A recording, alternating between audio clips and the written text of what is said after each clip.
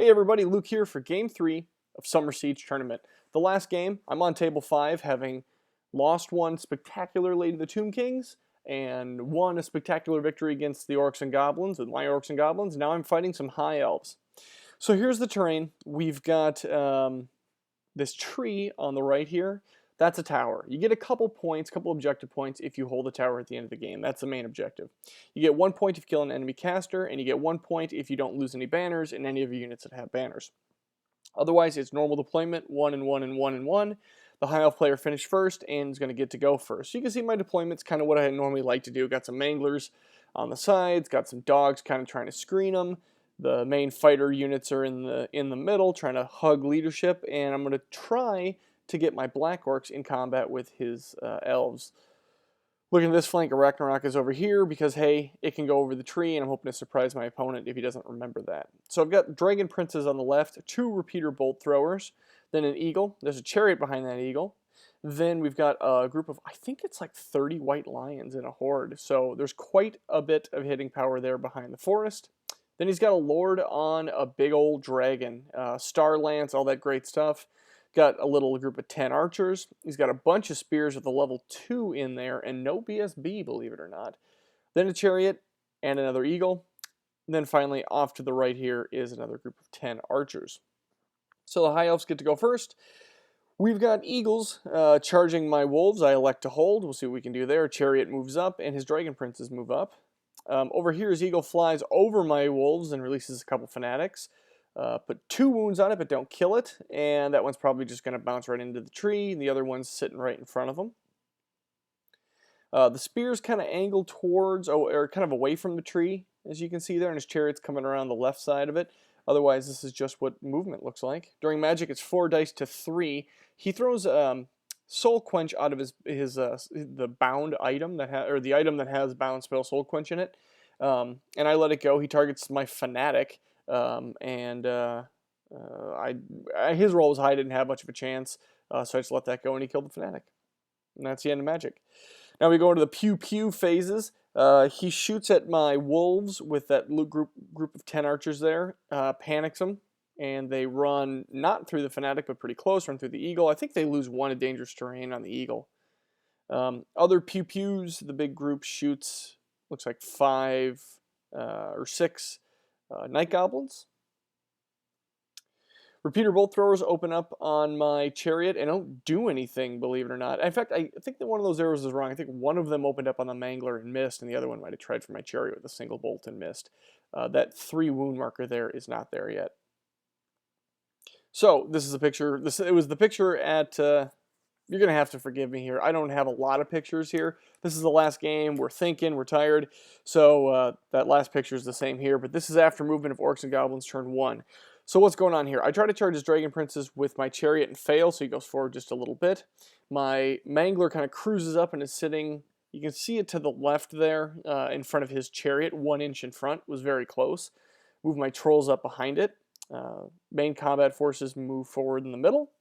Night Goblin's angle, they're going to start going to the tree, and the proxied Mangler Squig flies up through the Eagle, kills it, and is now bouncing around in front of the tree there. I move my Ragnarok right behind that tree because it can go over it, and it can get a little bit of cover from it.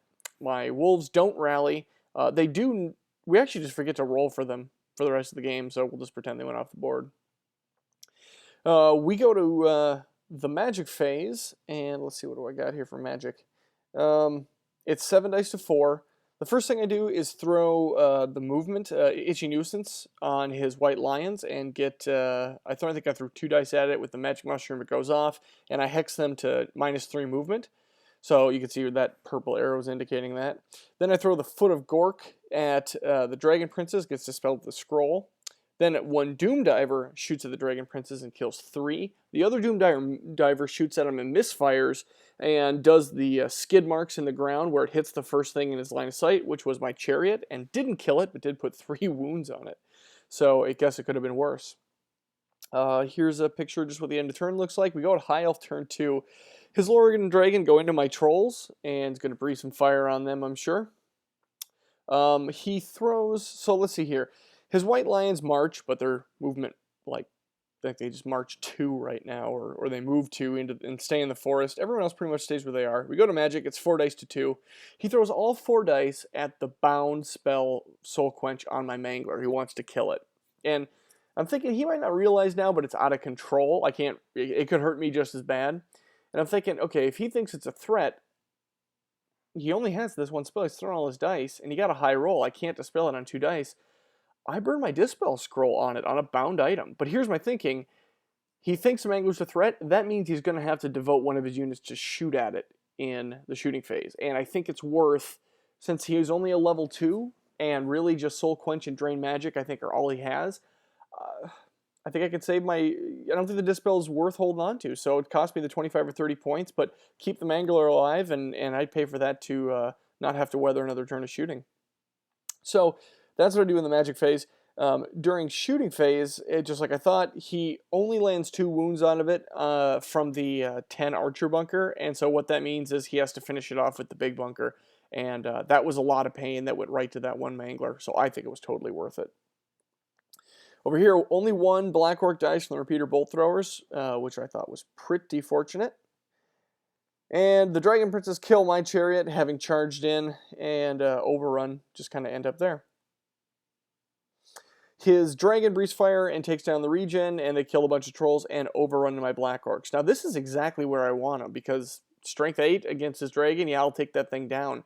I asked him why he did that and why he wanted to get in combat with him, and he said he made the mistake of thinking my General was in that unit, and it was just a caster over in my Savages unit. I felt bad about that, because that's a mistake. You know, I wanted to make the best choices, but, you know, we were way into it already, and he'd already done combat, so it was just a blunder on his part, and he's going to try to power through it, but these Black Orcs, that's exactly where I want them. So we go to Orcs and Goblins turn 2. I angle so that I can still see the white lines if they're going to come in or charge them, and I can also see and react to the Dragon. He was past their line of sight, so he couldn't do anything at the time. I only have a few pictures here, so you have to ignore the right flank for a little bit. I'll explain what's happening. I move my Night Goblins into the tower, so they're holding it. They'll be steadfast on a 6, but that's the best I can do. I've got nets and parry saves, so hopefully I can hold it. My Arachnarok and the Chariot are sitting right behind that tree. In fact, maybe I've got a decent picture of it back here. Yeah, you can see them here. So remember this, where these two, the Arachnarok and the Chariot, are. That's where they're going to be for a while. So jumping back, I try to charge Arachnarok over the tree. I only need like a 9 or 10 on Swift Stride to get in on both of them, and both of them fail. So they basically just stay where they are. The Chariot moves forward just a little bit. We go to Magic. It's 8 dice to 6. I throw a couple dice at Itchy Nuisance to debuff the White Lions again. I only debuff them 1 movement, so it wasn't a big deal. However, I was able to get Here We Go off on both those Orcs groups, so now the Black Orcs are rerolling their hits, which is fantastic. In close combat, the Dragon and the Lord kill 6 Black Orcs, and I end up putting 5 wounds on the Dragon, so it's got 1 wound left, and he holds. I think I do win combat there, and he holds. But otherwise, regardless, we're still in combat. High Elf turn 3. I had shot one of his Dragon Princes, and the last one had now just charges my Spear Chukka down here. With only 1 debuff movement and initiative, the White Lions actually make it into my Savages. They didn't need too much, but it was a little bit challenging. They made it in, so now I think it'll be bloody. And honestly, I'm not too worried about that. I mean, he's got rerolls, but so do I. And these are Savages. These guys only toughness 3. If I can weather the storm, it's going to be a lot of pain coming back at him. So I think I'm feeling good about it. We'll see. We go to Magic. It's 7 dice to 6. He's got 2 spells. He's got Soul Quench, and he's got Drain Magic. He's going to throw 1 dice at Soul Quench. I know it. I'm saving everything. So he throws 1 dice at Soul Quench, and I think he puts 2 wounds on my Arachnarok. And it was like the juiced up version, maybe threw 2 spells, or 2 dice at it. Then he throws everything at Soul Quench. He's trying to get rid of, he throws everything at Dispel Magic or Drain Magic, trying to get Here We Go removed. He didn't get Irresistible Force, and I did on the Dispel, so I still have Here We Go. That was exactly what I was hoping for. In close combat, look at those White Lions now. He went first. He did like 5. He tried to put a wound, I think, on my BSB, and tried to put like 1 guy allocated on my Shaman, and he only killed like 5. That was all that happened. I killed like, I'm looking at the picture, I think I killed 23. Like, it was unreal. He was just he couldn't believe what happened on the charge. They're stubborn, so they stick, and we go to the other combat with the Black Orcs. I've still got my great weapons from the last, the choice in the first round of combat. I finish off the dragon, no problem. The Lord looks like he kills maybe one or two, so the dragon was stubborn, but he died. So now the Lord up there is no longer stubborn, but however it works out, he sticks and he's going to be there another round. But yeah, I'm feeling much better now. Orcs and Goblins turn 3, I end up getting pretty much no movement happens over here. On my turn, the Arachnarok tries to charge over the tree again, fails. Still needing like a 9, like I'm trying to go corner to corner over the tree into his spear elves. Just fail. It sucks. The Chariot fails again. It's going to get shot at again. Anyway, go to Magic. I get Ear We Go off one more time. Finish off the White Lions, no problem. I believe, let me check my notes. I believe he killed my level 4, though. Yep, he did. And that's why I've got that little mark there. He was able to allocate all the attacks he could on my level 4, took him out. So, that sucks. But hey, I just took out a big group of his. I'm not complaining. The Black Orcs actually run down the Lord who no longer has his dragon. So that works out pretty well for me, and that's pretty much my turn. We go to High Elf turn 4 here. This is the side of the board that's been repeatedly trying to charge over the trees. You can see the elves back there on the other side. His chariot charges my chariot, and I flee, and he fails it. Without anyone to kill, these Black Orcs are about to get blown away by these repeater bolt throwers. They take aim and kill 6. There's only 2 left. One of my objectives is not to lose any banners, but without a level 4 in Hand of Gork, and without anyone to get in combat with, I'm not going to be able to get that one. These Black Orcs are dead. They're just dead. And he's going to finish them off first because he wants the battle point, or to stop me from getting it. The Night Goblins are still in the tower. The Spears had charged it and moved into the tower. I netted them successfully, which is fantastic. They killed a couple, and I actually killed quite a few back. You know, it was effectively toughness 4, I'm hitting him just as hard as he's hitting me. He killed a few, and I was steadfast on a 6, and I stuck. No reroll, no leadership bubble, but I stuck. It was fantastic. That was the one roll that I needed to keep that tower, and I got it. So it's fantastic. Hopefully I can get these dudes to help out, because I do not want to have to make that roll again. So here we are. I fail my charge again. I can still fit corner to corner. We measured and moved the spider, and it's like I need a 5 or something now, and I fail it, which sucks. And the Chariot rallies this time. During Magic, I put Itchy Nuisance on the Spears, trying to get the -3 initiative. That way they wouldn't get rerolls if they charge back in the building, which I thought was actually fairly sneaky, but it only debuffed him 1 initiative, 1 movement, so it's not going to make a difference. Here is a nice blurry picture, and another one just showing the end of turn. So I've moved my Savages up. The Black Orcs, only 2 left, are sitting right there. There's nowhere for them to go. The Savages moved up so they can threaten the flank, but I don't want to go in against those Elves, but I will if it helps me hold the tower, I guess. We'll see. We go to High Elf turn 5.